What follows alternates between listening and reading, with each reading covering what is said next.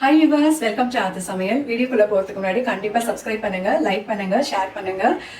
பக்கத்தில் இருக்க all button press பண்ணீங்களா அப்படின்றதையும் செக் பண்ணுங்க. நிறைய பேருக்கு நோட்டிஃபிகேஷன் வரலன்னு சொல்றாங்க. ஸோ அந்த நோட்டிஃபிகேஷனுக்கு நீங்கள் ஆல் பட்டன் ப்ரெஸ் பண்ணியிருக்கீங்களான்னு கொஞ்சம் செக் பண்ணுங்க. வீடியோக்குள்ள போகலாம். இது வந்து குக்கிங் vlog தான் பார்க்குறோம். இது என்ன மெனுன்னு பார்த்தீங்கன்னா no garlic no onion concept தான். இப்போ இது வந்து முக்கியமாக இந்த வீடியோ நான் போட்டது காரணம் பீர்க்கங்காய் கூட்டு, அதுக்கப்புறம் அது துவையல். அதனுடைய ஸ்கின் நீங்கள் வந்து எடுத்தீங்கன்னா வேஸ்ட் பண்ண வேண்டாம். அதை வந்து அந்த தோலில் வச்சு நீங்கள் துவையல் எப்படி பண்ணுறது அப்படின்றத இந்த வீடியோவில் பார்க்கலாம். ஃபஸ்ட்டு பீர்க்கங்காய் துவையல் தான் நம்ம பார்க்க போகிறோம். ஒரு வானல் வச்சுட்டு அந்த வானலில் நீங்கள் இப்போ தேவையான அளவு உங்களுக்கு காரத்துக்கு ஏற்ற மாதிரி நீங்கள் வரமிளகா எடுத்துக்கோங்க. நான் வந்து காஷ்மீரி சில்லி தான் நான் வந்து எடுத்திருக்கேன். ஒரு 5 காஷ்மீரி சில்லி நான் அதை 2 நான் கட் பண்ணி நான் அதில் போட்டிருக்கேன். ஃபஸ்ட்டு இது வெறும் அந்த வானல் சூடில் நீங்கள் வந்து வறுத்து எடுத்துக்கணும்.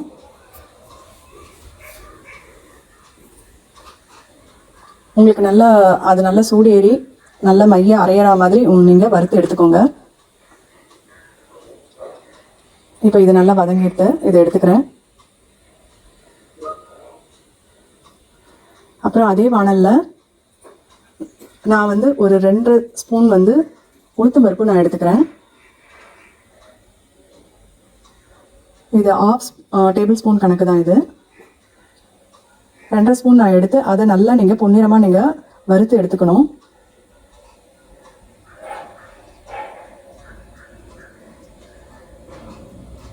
இப்போ இதுக்கு கொஞ்சமாக ஒரு பீஸ் வந்து நான் புளி எடுத்துட்டு இருக்கேன்.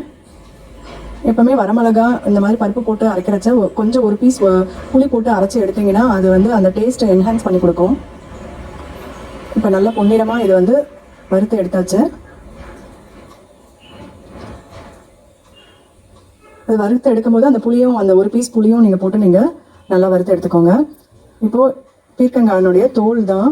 இதை நல்லா சின்ன சின்னதாகவும் நீங்கள் கட் பண்ணி சட்டுன்னு நீங்கள் நல்லா இப்படி வதக்கி எடுத்துக்கலாம். ஆனால் நான் கொஞ்சம் அந்த பெருசு பெருசாக இருக்குது இல்லையா, அதே மாதிரி தான் நான் சீவனது அப்படியே தான் நான் போட்டு வதக்கியிருக்கேன்.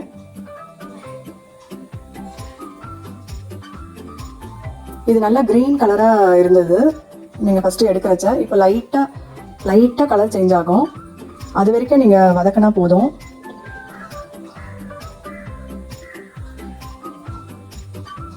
நிறைய நேரம் நீங்கள் வதக்கி அதை வேக வைக்கணும் அப்படின்லாம் இல்லை.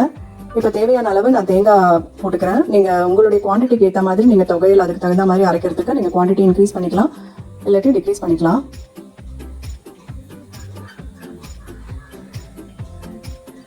தேங்காய் வேண்டாம் அப்படின்னு நினைக்கிறவங்க நல்ல தோல் அதிகமாக இருந்ததுன்னா தேங்காய் அவாய்ட் பண்ணிக்கலாம். ஆனால் தேங்காய் போட்டு அரைச்சி எடுத்தீங்கன்னா கொஞ்சம் நல்லாவே இருக்கும்.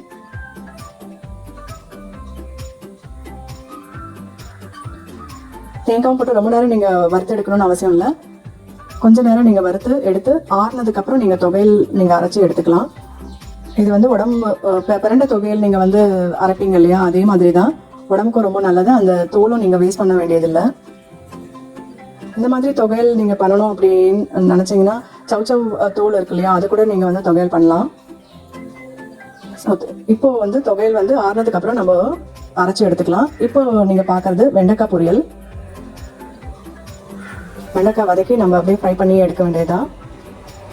இந்த மெனு நீங்கள் வீட்டில் ட்ரை பண்ணி பாருங்கள், ரொம்பவே நல்லாயிருக்கும், சிம்பிளாகவும் இருக்கும். இப்போ நான் தேவையான அளவு எண்ணெய் விட்டுண்டு அதுக்கு கடுகு ஜீரகம் அதுக்கப்புறம் உளுத்தம்பருப்பு போட்டிருக்கேன். இப்போ நான் வந்து பெருங்காயத்தூள் நான் இப்போ போட மாட்டேன். வதக்கரைச்சா அது கொஞ்சம் ஒட்டும். அதாவது இப்போ அயன் வானலி யூஸ் பண்ணிங்கன்னா உங்களுக்கு பெருங்காயத்தூள் போட்டிங்கன்னா அது ஒட்டாது. வேறு ஏதாவது ஒரு வானலி யூஸ் பண்ணிங்கன்னா நீங்கள் அந்த பெருங்காயம் போட்டிங்கன்னா இந்த ஸ்டேஜில் போட்டிங்கன்னா கண்டிப்பாக அந்த வானலில் அது ஒட்ட செய்யும். அதனால் எப்போவுமே கொஞ்சம் வெந்து வந்ததுக்கப்புறம் உப்பு போடுற நேரத்தில் நீங்கள் பெருங்காயத்தூள் தூவி நீங்கள் கொஞ்சம் நேரம் வதக்கி எடுத்து அப்போ நீங்கள் வந்து ஆட் பண்ணிக்கலாம். இப்போ நான் வந்து தாளிச்சிட்டு வெறுமனே தண்ணி விடாமல், எப்போவுமே வெண்டைக்காய் ஃப்ரை தண்ணி விட்டிங்கன்னா இன்னும் கொஞ்சம் அது அந்த குழகுழப்பு தன்மை அது ரீட்டைன் ஆகும். அதனால் தண்ணி விடாமல் இந்த மாதிரி அயன் வானலி யூஸ் பண்ணிங்கன்னா ரொம்பவே பெஸ்ட் அண்ட் பெட்டர். கொஞ்சமாக கருவேப்பிலை போட்டு இப்போ இதை நல்லா வதக்கி விட்டுக்கலாம். இப்போது அந்த குழகுழப்பு தன்மை போகிறதுக்கு நான் ஒரு தக்காளி சேர்க்குறேன். நீங்கள் தக்காளி வேண்டாம் அப்படின்னு நினச்சிங்கன்னா தயிர் 1 ஸ்பூன் நீங்கள் வந்து இதில் ஆட் பண்ணிக்கலாம். உங்களுக்கு தக்காளி போட்டிங்கன்னா அந்த குழப்பு தன்மை அதை எடுத்துரும். இப்போ இதை நல்லா வதக்கி விட்டு தட்டு போட்டு கொஞ்சம் ஒரு 2-3 மினிட்ஸ் நீங்கள் வேக வச்சு எடுத்திங்கன்னா வெண்டைக்காய் ஃப்ரையும் உங்களுக்கு ரெடி ஆகிடும்.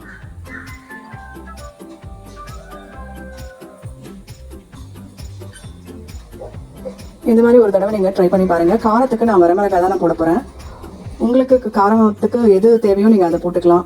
மிளகா பொடி வச்சுருந்தீங்கன்னா அதை நீங்கள் போட்டுக்கலாம். தனி மிளகா பொடி அரைச்சி வச்சுருப்பீங்க, இல்லை சாம்பார் பொடி அரைச்சி வச்சுருப்பீங்க, அது எது வேணாலும் நீங்கள் காரத்துக்கு நீங்கள் வந்து இதில் ஆட் பண்ணிக்கலாம். இப்போ இது வேகிறதுக்கு நான் ஒரு தட்டை போட்டு நான் மூடி வச்சிடுறேன். ஒரு 2-3 மினிட்ஸில் இது வந்து வெண்டைக்காய் வறுவல் வந்து உங்களுக்கு ரெடி ஆகிடும். இப்போ அந்த குழக்கொழப்பு தன்மை போயிடுத்து. இப்போ உதிரியாக உங்களுக்கு கிடச்சிருக்கு பாருங்கள். இப்போ இந்த ஸ்டேஜில் நீங்கள் வந்து கொஞ்சமாக மஞ்சத்தூள், அதுக்கப்புறம் உப்பு நீங்கள் வந்து ஆட் பண்ணிக்கலாம்.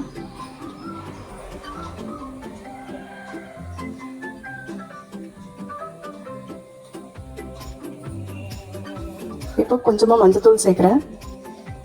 உப்பு தேவையான அளவு நீங்கள் ஆட் பண்ணிக்கோங்க.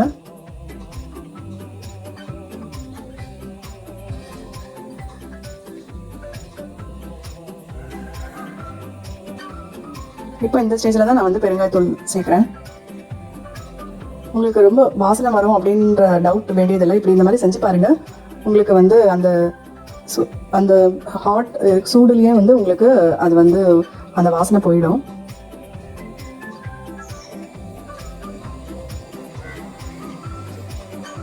இப்போ எண்டில் நான் துருவின தேங்காய் அதில் ஆட் பண்ணுறேன்.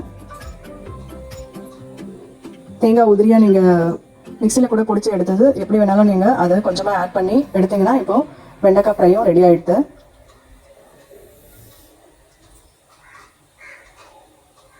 இப்போ இந்த மாதிரி அயன் வானல், அதுக்கப்புறம் நீங்கள் மண்ணில் செஞ்ச அந்த மண்சட்டியில் செஞ்ச அந்த அதில் கூட உங்களுக்கு இந்த மாதிரி கடாய் ஷேப்பில் கிடைக்குது. அதுவும் ரொம்பவே நல்லாயிருக்கும் வாசனையாக. அந்த மாதிரி பாத்திரம்லாம் நீங்கள் செஞ்சு பாருங்கள். இந்த மாதிரி ஃப்ரைலாம் செஞ்சு பார்த்தீங்கன்னா ரொம்பவே டேஸ்டியாக நல்லாயிருக்கும். இப்போ உதிரியாக உங்களுக்கு வெண்டைக்காய் ஃப்ரை ரெடி ஆகிடுது.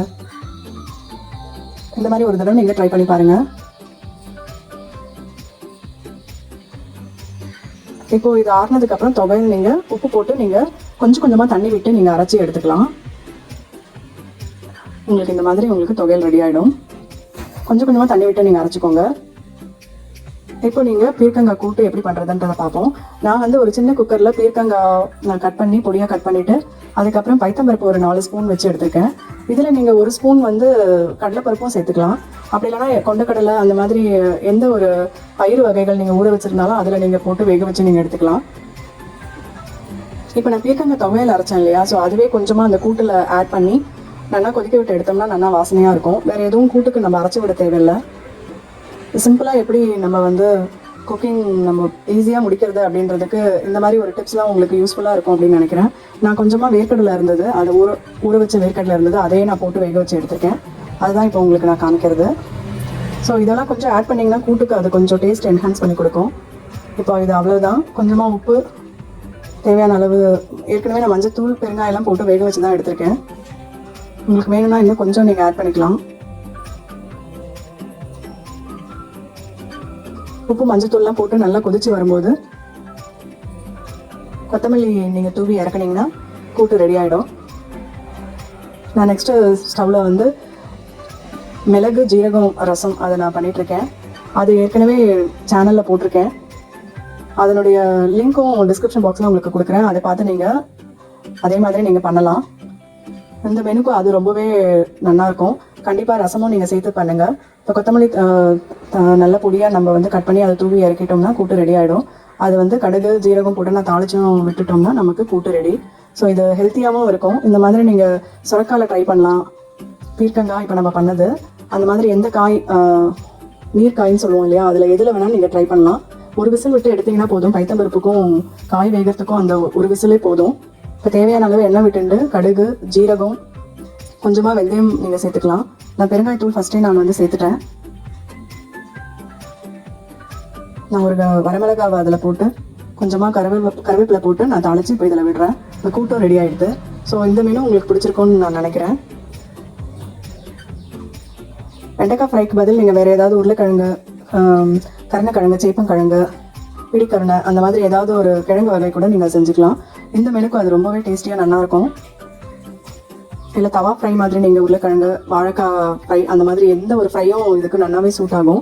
அதே மாதிரி நீங்கள் அது செஞ்சுக்கலாம். இப்போ இது எல்லாமே மெனு ரெடி ஆகிடுது.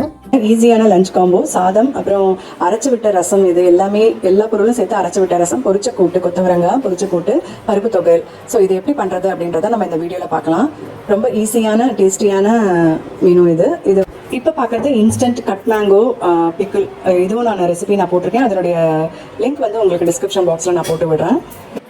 பருப்பு தொகைக்கு தேவையான பொருட்கள் என்னன்னு பார்க்கலாம். 1 கப் நான் வந்து துவரம் பருப்பு எடுத்திருக்கேன். அப்புறம் 1/2 டீஸ்பூன் வந்து மிளகு எடுத்திருந்தா போதும். அப்புறம் ஒரே ஒரு வரமிளகா, ஒரு இனுக்கு கருவேப்பிலை எடுத்திருக்கேன்.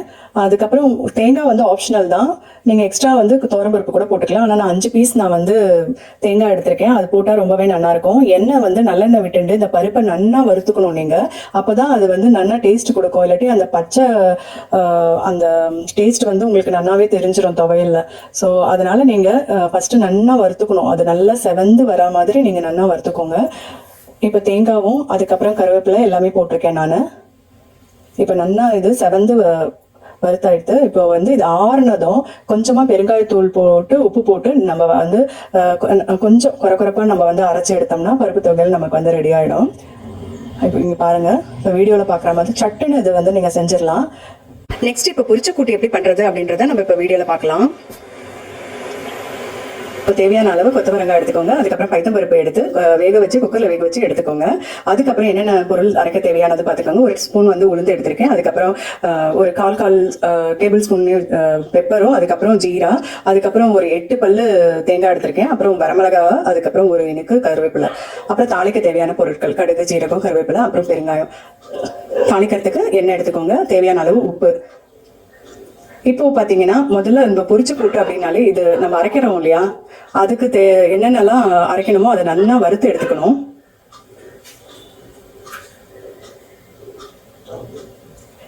இது நல்லா வறுத்து கொஞ்சம் ஆறின பிறகு இந்த மாதிரி நல்லா மைய நீங்கள் அரைச்சி எடுத்துக்கோங்க.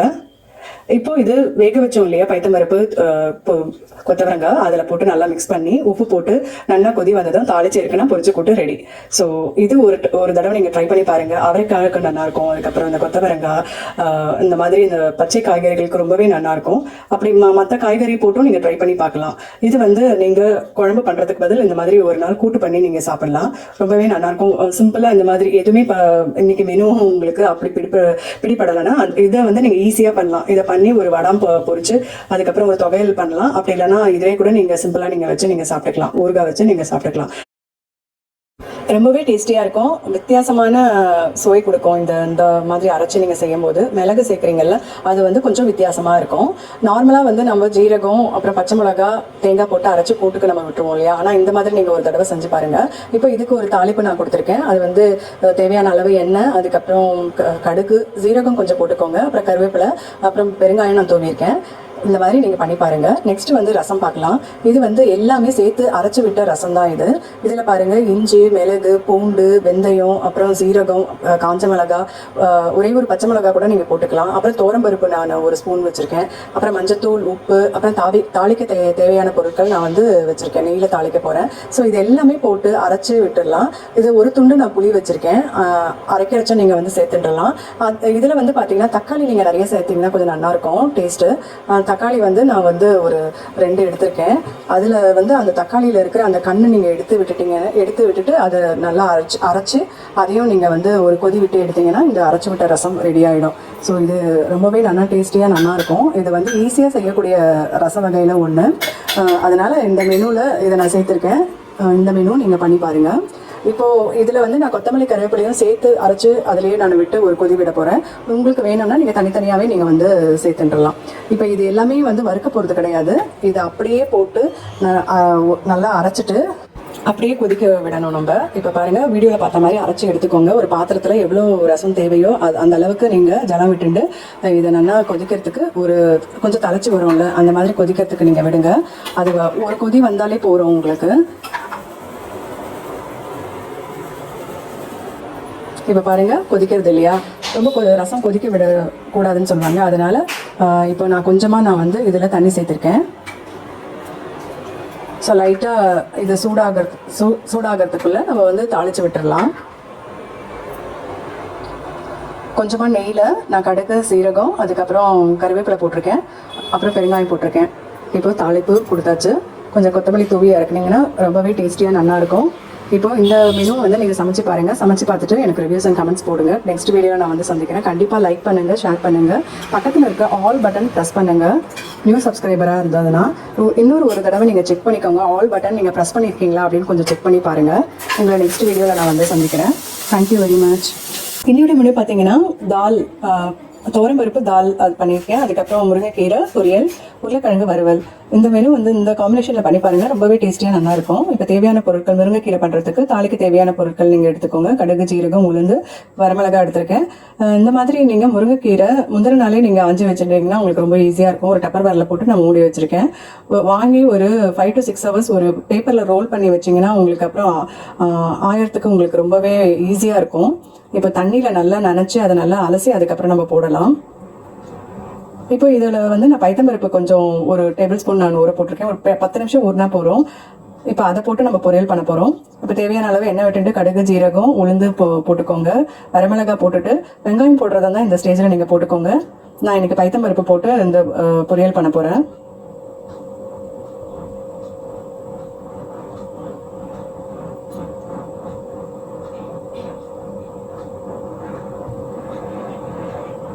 வெங்காயம் போட்டு இப்போ நீங்கள் நல்லா வதக்குனதுக்கப்புறம் இதை போடணும். நான் இப்போ டைரெக்டாக கீரை நான் இப்போ போட்டாச்சு. அதுக்கப்புறம் ஊற போட்டிருந்த பைத்தம்பருப்பு இருக்கு இல்லையா, அதையும் எடுத்து இதில் நம்ம போட்டுடலாம். தேவையான அளவு தண்ணி விட்டுக்கோங்க. அது வேகிறதுக்கு அப்போ தான் ஈஸியாக இருக்கும். கரண்டியால் நல்லா நீங்கள் அதை வதக்கி விடுங்க. இப்போ தேவையான அளவு மஞ்சத்தூள், உப்பு எல்லாம் சேர்த்து எவ்வளோ தண்ணி வேணுமோ அதுவும் அதில் விட்டு நீங்கள் வந்து வேக வச்சுக்கோங்க. ஒரு சின்ன தட்டு போட்டு மூடி வேக வச்சிங்கன்னா உங்களுக்கு சிம்மில் வச்சிட்டிங்கன்னா உங்களுக்கு நல்லாவே வெந்துடும். இப்போ பாருங்கள், தண்ணி எல்லாம் அதிலே அப்சர்வ் ஆகிடுது. இப்போது இது ரெடி ஆகிடுது. இப்போ தேங்காய் துருவல் எவ்வளோ வேணுமோ நீங்கள் அவ்வளோ சேர்த்து நல்லா இதை வந்து கலரை விட்டு நீங்கள் இப்போ ஸ்டவ் ஆஃப் பண்ணிட்டீங்கன்னா உங்களுக்கு முருங்கைக்கீரை பொரியல் ரெடி. முருங்கைக்கீரை உடம்புக்கு அவ்வளோ நல்லது. நல்லா உங்களுக்கு அயன் உங்களுக்கு இதனால கிடைக்கும். அதனால் கண்டிப்பாக நீங்கள் வந்து சுகர் பேஷண்ட் வந்து எல்லாருமே எடுத்துக்கலாம். பொட்டாசியம் லெவல் கம்மியாக சாப்பிடணும் அப்படின்ற பேஷண்ட் மட்டும் இதை அவாய்ட் பண்ணிக்கலாம். இப்போ பாருங்கள், முருங்கைக்கீரை பொரியல் உங்களுக்கு ரெடி ஆகிட்டு. இந்த மாதிரி பைத்தம்பருப்பு போட்டு நீங்கள் பண்ணி பாருங்கள், ரொம்பவே நல்லாயிருக்கும். இதே மாதிரி அகத்திக்கீரையும் நீங்கள் வந்து பண்ணலாம். அகத்திக்கீரை ஆனால் 15 days ஒன்ஸ் தான் அது வந்து நீங்கள் எடுத்துக்கணும். அதனால தான் துவாதசி அன்னைக்கு கண்டிப்பாக அகத்திக்கீரை பண்ணுவாங்க. இப்போ பாருங்கள், எலக்ட்ரிக்கல் குக்கரில் நான் வந்து சாதமும் அது மேலேயே உருளைக்கிழங்கும் வச்சு நான் அதை எடுத்தாச்சு. இந்த குக்கரில் வந்து தாலுக்கு நான் வச்சுருக்கேன். துவரம்பருப்பு, அதுக்கப்புறம் வெங்காயம், தக்காளி, பச்சை மிளகா எல்லாம் போட்டு நல்லா வேக வச்சு எடுத்திருக்கேன். பெருங்காயம், மஞ்சத்தூள் எல்லாம் நான் தூவி நல்லா அது நீங்கள் பெருங்காயம் நல்லா நீங்கள் கெட்டி பெருங்காயம் இருந்தாலும் போட்டு நீங்கள் வேக வச்சு எடுத்துக்கலாம். இப்போ இதுக்கு ஒரு தாளிப்பு கொடுத்துடலாம். உப்பு அப்புறம் தாளிப்பு கொடுத்தீங்கன்னா தால் ரெடி ஆகிடும். வரமிளகா போட்டிருக்கேன். இது கிள்ளி போட்ட சாம்பார்னு சொல்லுவாங்க. அப்புறம் கருவேப்பிலை, கொத்தமல்லிலாம் போட்டு நீங்கள் இறக்கிட்டிங்கன்னா ரொம்பவே டேஸ்டியாக நல்லாயிருக்கும். சாதத்தில் போட்டு பசங்க சாப்பிட்டா ரொம்பவே நல்லாயிருக்கும். சப்பாத்தி, அதுக்கப்புறம் இட்லி, தோசை அதுக்கும் இந்த காம்பினேஷன் ரொம்பவே நல்லாயிருக்கும். குழந்தைங்களுக்கு லஞ்ச் பாக்ஸில் கூட நீங்கள் இந்த மாதிரி பருப்பு பண்ணி நீங்கள் கொடுக்கலாம்.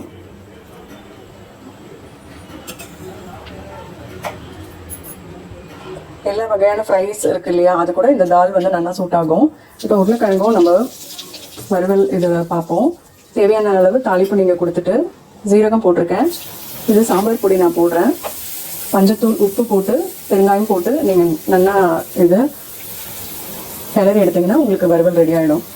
இதில் வேணும்னா நீங்கள் வெங்காயம், தக்காளி கூட நீங்கள் போட்டுக்கலாம். மசாலா மாதிரி பண்ணுறதால இஞ்சி பூண்டு விழுதெல்லாம் போட்டு நீங்கள் பண்ணலாம். ஸோ என்னோட மெனு உங்களுக்கு பிடிச்சிருக்கோம் அப்படின்னு நினைக்கிறேன். இதே மாதிரி இது ரொம்ப சிம்பிள் மெனு தான். லஞ்ச் பாக்ஸ்க்கும் நீங்கள் வந்து கண்டிப்பாக இதை வந்து நீங்கள் சூஸ் பண்ணலாம். இதே மாதிரியே பண்ணி பாருங்கள். ஆஃபீஸ் போகிறவங்களுக்கும் நீங்கள் வந்து கொடுக்கலாம். ஸ்கூலுக்கும் சூட் ஆகும். இதே மாதிரி பண்ணி பார்த்துட்டு உங்களுடைய ரிவ்யூஸ் அண்ட் கமெண்ட்ஸ் எனக்கு கண்டிப்பாக போஸ்ட் பண்ணுங்கள். உங்களுக்கு எந்த வகையான மெனு வேணுமோ அதையும் நீங்கள் வந்து போட்டு விடுங்க. அது அடுத்த வீடியோவில் நான் உங்களுக்கு இந்த ரெசிபி நான் உங்களுக்கு போட்டு விடுறேன். இப்போ இந்த மெனு பிடிச்சிருக்கா பிடிக்கலையா அப்படின்றதையும் நீங்கள் லைக் பண்ணுங்கள். டிஸ்லைக் பண்ணால் அதையும் நீங்கள் கமெண்ட் செக்ஷனில் போடுங்க. இப்போ இந்த மெனு ரெடியாக எடுத்து இதே மாதிரி நீங்களும் பண்ணி பார்த்துட்டு ரிவ்யூஸ் அண்ட் கமெண்ட்ஸ்க்கு எனக்கு கண்டிப்பாக போஸ்ட் பண்ணுங்கள். நெக்ஸ்ட் வீடியோவில் சந்திக்கிறேன். Thank you very much. கண்டிப்பாக சப்ஸ்கிரைப் பண்ணுங்கள்.